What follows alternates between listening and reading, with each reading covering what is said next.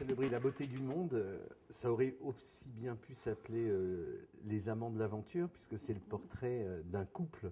Oui. Alors, qu'est-ce qui est historique, qu'est-ce qui est fictionnel dans l'histoire de ce couple d'Oza et de Martin Johnson?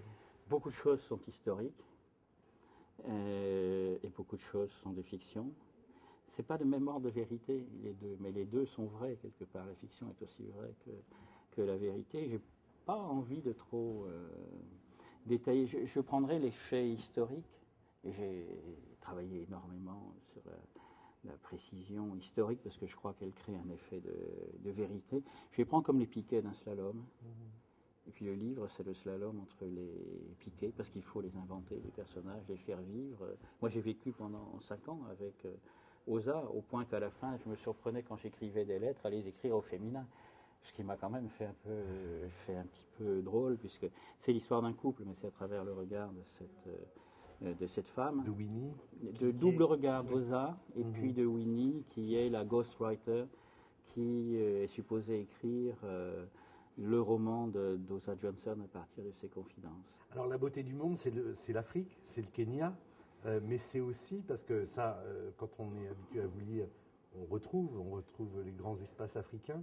Mais ce qui m'a, moi, beaucoup touché dans ce livre, c'est que La beauté du monde, c'est aussi Harlem, c'est aussi la jungle urbaine, c'est-à-dire c'est aussi une méditation sur le fait que la sauvagerie ou la nature peuvent être au cœur de la ville. C'est une époque qui est quand même extraordinaire, se sortir de la guerre avec ce sentiment très fort en Afrique, en tous les cas à New York, que tout est à réinventer, que les valeurs anciennes se sont effondrées, qu'un monde est à la inventer. jeunesse du monde prenait le pouvoir à un moment donné, dans cette époque du début du siècle. Les Roaring Twenties, c'est vraiment la jeunesse qui prend le pouvoir. Quand Martin et Oza Johnson, qui étaient en Nouvelle-Guinée en train de filmer, rentrent, ils n'ont pas su que la guerre a eu lieu.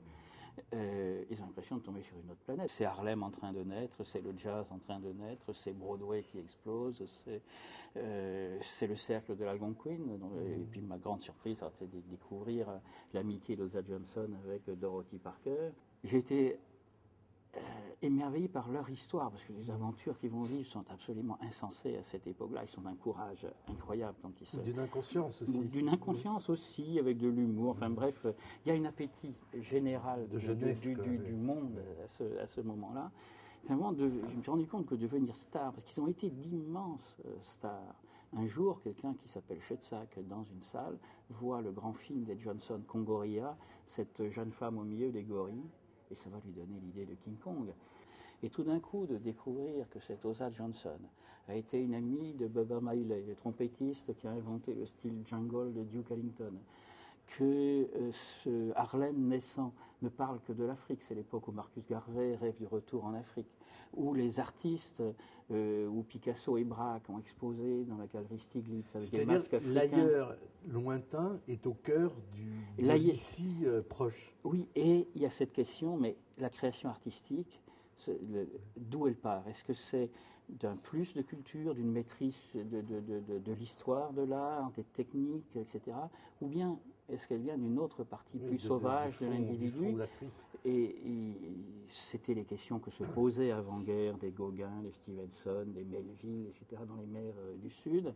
Mais devant l'évidente beauté des masques africains, des statues polynésiennes, etc., il y a cette idée, et ça va avec la découverte de Jung, de Freud, etc., c'est une part de soi ouais. Une part plus sauvage, en deçà de la culture, qui est la part créatrice de l'être humain. Cette part sauvage de soi vous convoque à nouveau pour réinventer le monde, et ils vont être les passeurs entre cette Afrique imaginaire du New York qui veut s'inventer à travers cette part sauvage, et l'Afrique du Kenya. Il y a une sorte de concurrence de l'aventure, c'est une chose, le récit de l'aventure, c'est absolument inséparable.